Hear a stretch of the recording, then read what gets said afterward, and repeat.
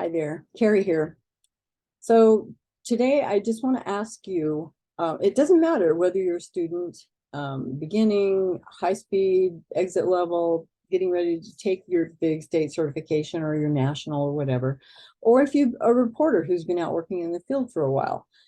This is something that really hit home for me because, I still struggle with some of this, and I'm going to call everything voice, machine, doesn't matter, steno stuff, because we are stenographers. Even if what are we, voiceographers? I don't know. We're all the same. We're capturing the record. And I was just laughing because I caught the tail end of the the town hall meeting thing yesterday, and the guy kept saying, "No, we're not stenographers, we're stenographers." I thought, really? Okay. Anyway, that's another video. But I struggle with my work stuff too. Thank God it is a different animal than it was 10 years ago, 20 years ago, 30 years ago. Definitely different than it was 40 years ago when I didn't know what the hell I was doing. And I didn't know what I didn't know, which was not as much as I thought. So try to get that fear out of your heads, young students, that there is stuff you need to learn when you finish, but it's all the details, and it will happen for you in an organic, unfolding way where you will learn by repetition the things that you need to know, and that it'll be okay to say, done this before, but I haven't done it enough for it to be automatic. So remind me again how we do this. It's not a flaw, it's an actual strength. So this was the thing that occurred to me, that I realized, oh, this is steno, this is life. This is anything in your life, and it's everything. That simply that the reasons that you want what you want, the reasons that you sacrifice to do what you want, to get what you want, to achieve that goal, to finish the race, to whatever, the reason has to be so much stronger than the critics. And I thought, okay, well, who are the critics? Well, sometimes the critics are the people who look like they're supporting you, because they do. But there's a part of them that's conflicted because they see their friend, their child, their spouse in pain, trying to accomplish something. And so although they want to be supportive, it's hard to watch somebody go through a struggle. Some of you may have friends or family members who are athletes. This has really been weird for me with my son, because he's always been kind of this real scientific, he's a very Renaissance kind of guy. But all of a sudden, kind of feeling like he was this little skinny guy.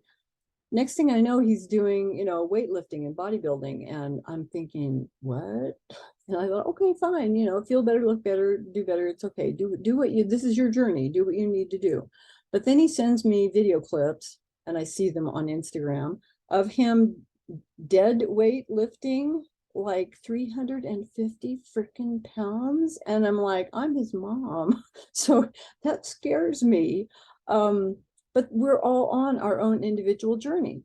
But he and I have shared experiences about the critics. Who are the critics? And sometimes it's the outside, it's the people who mean well, who don't want you to hurt yourself, like your mom. Sometimes it's people who are jealous, who don't want to see you succeed because they can't. And if you do, it shows them their flaws and their inadequacies and their inability to stick through, so to see something to fruition. And that's frustrating. And so they may say it in a very conflicting way, like, well, it sounds like they're supporting me, but deep down inside, they're just flat out jealous of what you're doing, of what you're being able to accomplish. Weird patterns, because those people can actually be your parents. And I'm talking to the women out there who had slightly or chronically self-absorbed narcissistic mothers.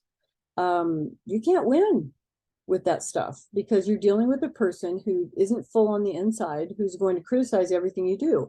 You're either not doing enough of what you should be doing, or you're accomplishing more than they could ever have accomplished, and that's not okay either. And so they'll raise the bar high, and then when you actually hit it, You wonder, like, what did I do wrong? I mean, I just did the thing you said I was supposed to do, which takes us, actually, it's another different video about doing the things you need to do for you, not for anybody else, and not caring what anybody else thinks. As long as you're not going out there and hurting somebody, this is your journey. Everybody else has one. And anybody else in your life who wants to tell you what you should do on your journey really needs to go find a mirror and look at where they are on their journey, because this is yours and nobody gets to tell you who you are, what you like, what you don't like, what you want in your life, who you want to be, and what you want to accomplish or not accomplish. Nobody gets to do that, but everybody tries. And not everybody, but damn, the people that are closest to us who think they're doing it for our own good, because they're sharing their wisdom of what didn't work for them. And do it this way, don't do it that way. You know what? This is your journey. You get to make your own mistakes, and that's how you learn. So there are no mistakes. There's just expanding and learning and looking at it differently. So keep your why very clearly in focus. That's your reason. And realize that for you, with court reporting, we want to go from our why to our why not. And whatever's in the middle, we have to defend against the critics. And sometimes the worst critic, the loudest critic, the meanest critic is us. Criticizing our own deficiencies, knowing us so well from the inside out that we can hurt us like nobody else can hurt us. Because we know what we want, we know when we slack off, we know when we try and we feel like we've failed. And there's that critic saying both sides of the issue as if it's having its own debate championship. You know, what is wrong with you? Why aren't you trying harder? You know, maybe you're trying too hard. You should just quit. What is wrong with you? You can't finish what everybody else looks like they finish easily. You know what? Not everybody has to finish everything. Why don't you just be easier on yourself? And those constant conflicting thoughts are going on all the time. And that's why it's so important to be so clear about who you are and what you are, what you like, what you don't like, what makes you happy, what gives you pleasure, what inspires you and fills you with passion. For a lot of us, it's like, as I'm talking, it's like, yeah, it's that. It could be that steno machine.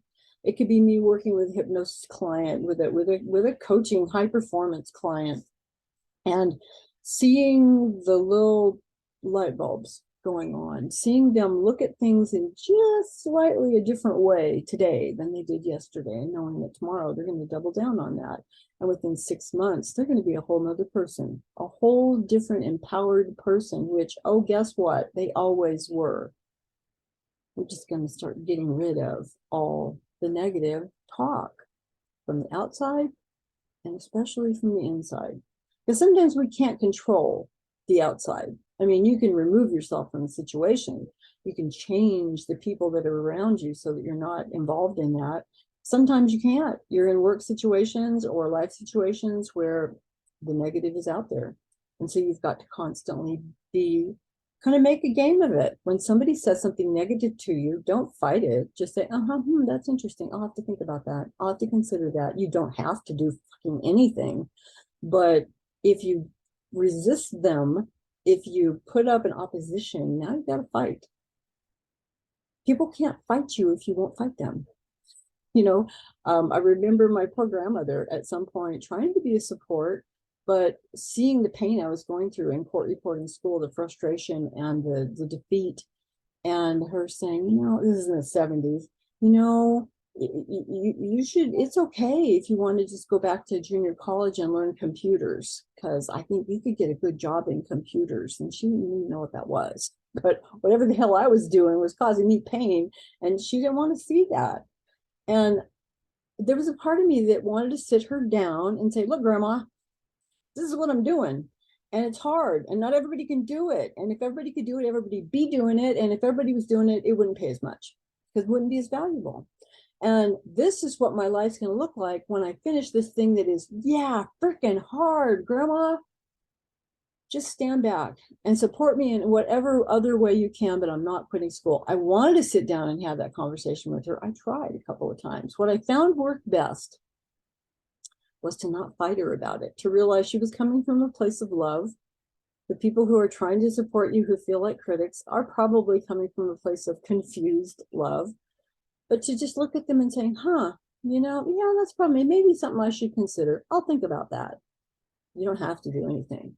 But now they feel like you're at least considering what they're trying to do to support you in whatever way they know how to.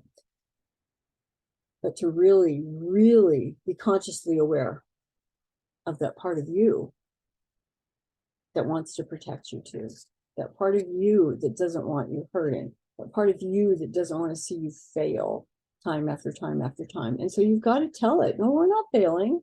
Just because I get a test and it says 94%, that's not a fail. I mean, where in the freaking universe is that a fail? That's a solid A, okay? This is just a different game, this court reporting thing. And they look at things a little differently, but that doesn't mean it's a fail. That means it's not quite where I want it to be. And so I'm going to tell my brain, you're incredible. You're amazing. You could aim. Yeah, stop aiming for 95 or 97.5 in California. Start aiming for 98. I can hit a 98. I don't have to hit a 99 or 100. I can hit a 98. Aim for 98. If you're aiming for 80, chances are you're not going to hit 98. If you're aiming for 98, chances are you're going to start getting higher and higher on that scale, simply because you've told your brain that's what you believe it's capable of. And it is. It is, because you've done it before.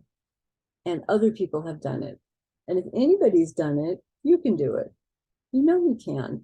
Now, world championship stuff, speed championship stuff, yeah, you could. You could put in the time and the effort and be sitting in those seats in that situation if you want to. What do you want? What do you want? What is your goal?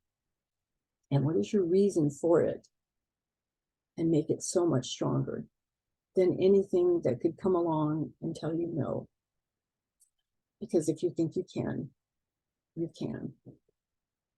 Hope you guys have a great day.